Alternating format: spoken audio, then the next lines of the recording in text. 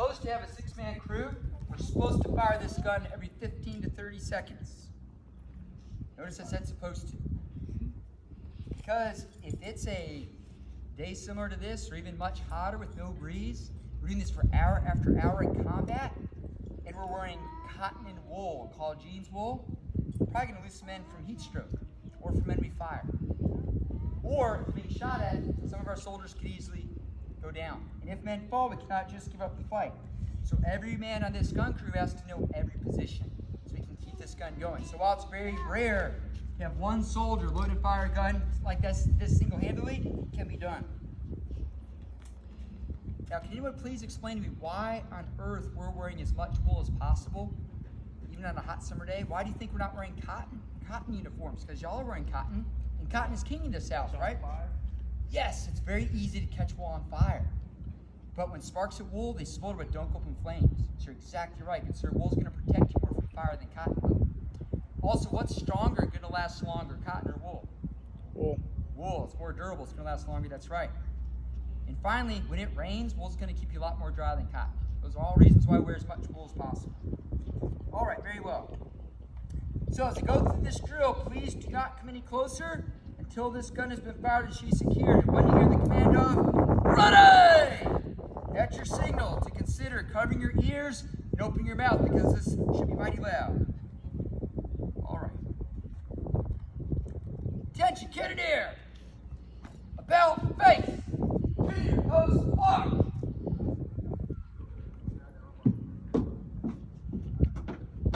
Clear for action! Take equipment! Search piece! Notice we've got a corkscrew on the end of the handle. I'm going to search inside to make sure that there are no birds' nests or anything that might block passing the round. We normally only do this the first time we load, because when we fire, any bits of that powder bag should be incinerated. Blow by detail, blow! Sponge! The wet sponge can kill any sparks of burning ember from the last shot.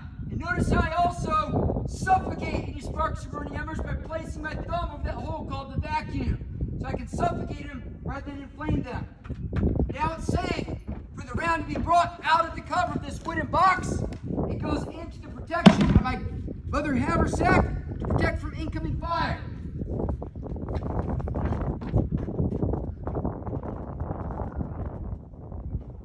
Round! So now the powder bag's at the back of the gun, right under the vent. The shot is right on top. Now I take out a brass wire, punch a hole in the bag of powder, and pin the round in place. Normally, I would bring this lever called a trail spike. I had to lower this so that would give me leverage to maneuver, but alas, this trail spike is offline right now. Buy into the front, march, halt.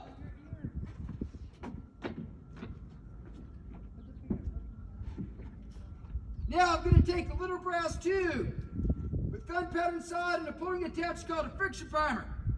When the pull ring is pulled, the friction, like when you strike a match, ignites the match-like chemical, and I see gunpowder inside. So I take my friction primer and affix it to my lanyard. Ready! Please cover your ears. Fire! Cease fire!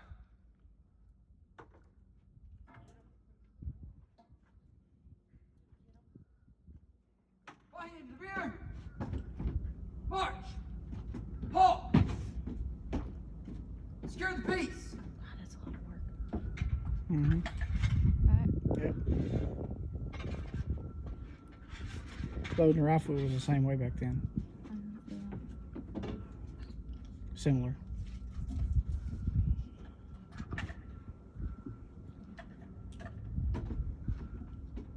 That's basically just one big muzzle loader or black powder rifle.